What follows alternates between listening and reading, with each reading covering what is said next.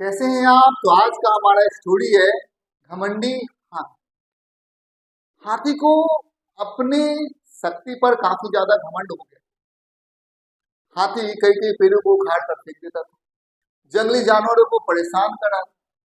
सभी हाथी के व्यवहार से काफी ज्यादा दुखी थे, लेकिन हाथी से कोई बोल नहीं सकता था क्योंकि जंगल का विशाल का एक जानवर यदि कोई है तो वो हाथी।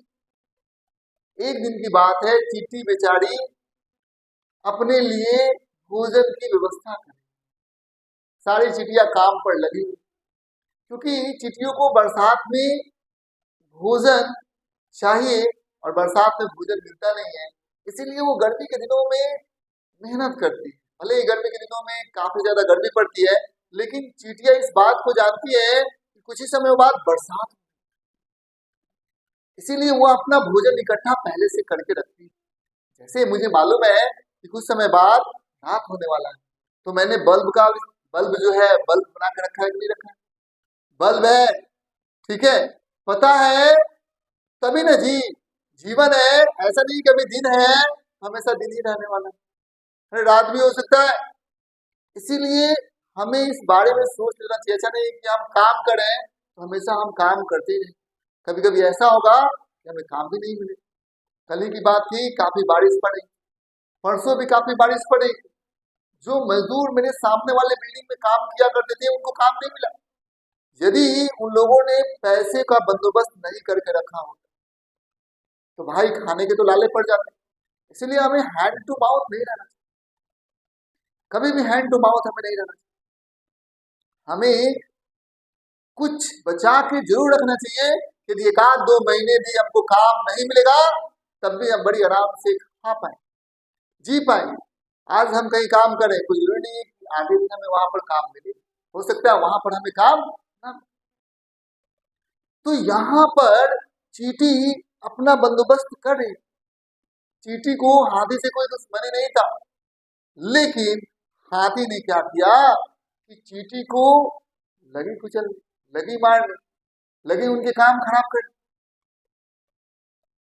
चींटियों ने कहा क्यों भाई, क्यों क्यों आप मुझे परेशान करें, मैं तो अपना काम कर रही हूँ, मुझे आपसे क्या दिक्कत है। कई सारे ऐसे लोग होते ना जिसको घमंड हो जाता, बेवजह आपसे लड़ने लगेगा, झगड़ने लगेगा।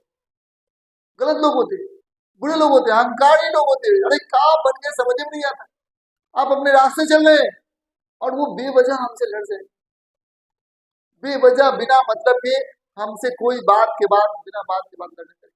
वही हाल यहाँ पर, लेकिन इन घमंडी लोगों का भी सिर नीचा होता। अब चींटी बेचारी ने पहले तो मना किया, फिर कहा कोई दिक्कत की बात नहीं, कुचल, ठीक है, हम मैं तुम्हें सबक सिखाऊं। एक चींटी सोच रही है हाथी को सबक सिखा। आप भी सोचेंगे, हंसेंगे, अरे ये कैसे संभव हो सकता है, एक चींटी क्या कभी हाथी को सबक सिखा सकती? अरे भाई मैं तो कहता हूँ चींटी क्या मच्छर तक हाथी को सबक सिखा सकती? क्या हाथी मच्छर को मार सकती है? नहीं, सुस्त है, बड़ी है, मच्छर आएगा काटेगा भागेगा, आएगा काटेगा भागेगा। भाई चींटी को एक मच्छर मक्खी हाथी परेशान बड़ी आराम से कर सकते। इसीलिए अपने साइज पर मत देखिए, किसी का साइज बहुत बड़ा है ये नहीं को सारे कामों को कर सकते। छोटे छोटे जीव उसकी हालत खराब कर देते। इसीलिए कभी हमें अहंकार नहीं करना चाहिए। कई बार ऐसा होता है, बड़े बड़े धनवान लोग, बड़े बड़े बलवान लोग छोटे लोगों के चक्कर में फंसते हैं और वे छोटे लोग उनकी औकात दिखा देते हैं कि देखो तेरी क्या औकात। अब ये घमंड में ये हाथी चींटी से लड़ रही, कोई दिक्कत की बात नहीं है। अब चींटी ने इंतजार किया हाथी के सोने का, क्योंकि जब तक वो जगी हुई है तब तक तो वो चींटी कुछ नहीं कर सकती, लेकिन जब सोई हुई है तो कुछ भी हो सकता है। हाथी सो जाती है, हाथी जब सो जाती है तो चींटी उसके सूंड में प्रवेश कर जाती है और लगती है उसको खाने। अब हाथी बेचैन है, सूंड को पटक रही, कुछ हो ही नहीं रहा। अरे सूंड को पटकिएगा, खुद को ही ना दुख दीजिएगा भाई, और किसको दुख दीजिएगा? ठीक है, कहने का मतलब ये है कि हमारी समस्या अंदर है, ठीक है, तो बाहर सूंड पटकने से हमारी समस्या थोड़ी खत्म हो जाएगी। पेट के अंदर घाव है, पेट को हम मार रहे हैं, पीट रहे हैं, इससे थोड़ी हमारा पेट का घाव खत्म हो जाएगा। अरे जब पेट के अंदर घाव है तो पेट के अंदर जाना, ऑपरेशन करने पड़ेंगे, तब जाके वो घाव न सूखेगा, ये दवाई अंदर लानी पड़ेगी। जहां समस्या है वहां पर अपने को पहुंचना पड़ेगा। तो क्या हाथी सूर के अंदर पहुंच सकती थी? नहीं पहुंच सकती। अब वो अपने सूर को पटक रही है, सूर के पटकने से उसको और चोट लगेगा, परेशानी होगी, समस्याएं होंगी, दिक्कत। कई बार समस्याएं हमारे घर के अंदर होगी, तो पहले समस्याओं तक समझिए, पहुंचिए।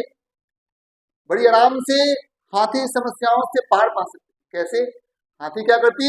सूर में पानी भर, सूर में यदि पानी भर लेती तो चींटी उसी में मर जाती मेरे दोस्त।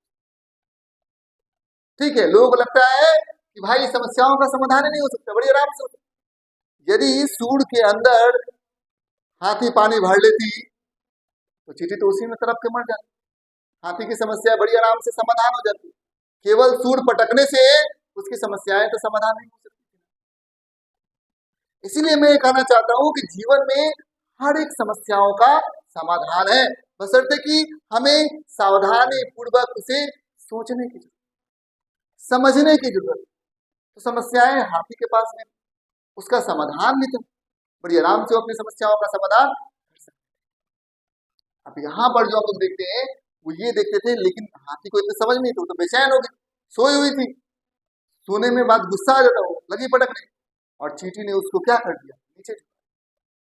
और हाथी वाकई में चींटी के सामने हार मान लिया। ये बात साबित करता है कि यदि बुद्धि नहीं रहेगा, इस तरीके से हाथी के पास बुद्धि नहीं था, तो साधारण सी चींटी ने उसका बोरिया बिस्तर बांध, क्योंकि यदि हाथी के पास ज्ञान होता, सूर में पानी भरती, चींटी मर जाती। तो साधारण से चींटी ने उसका बोरिया बिस्तर बंद कर। इसीलिए ज्ञान का होना जरूरी है। जहां ज्ञान बल का प्रयोग हाथी करते रह जाती, खूब की क्या सूर के अंदर हाथी, चींटी गई हुई है, उसको कुछ कर सकती? कुछ नहीं कर सकती। बल प्रयोग से काम नहीं होता। जहां दिमाग चलता है वहां बल प्रयोग का काम नहीं होता। चींटी खूब बलवान है, बुद्धि नहीं है, चींटी ने उसको मार दिया, चींटी ने उसको घुटनों पर डाल दिया। ठीक है, दैट्स ऑल, थैंक यू।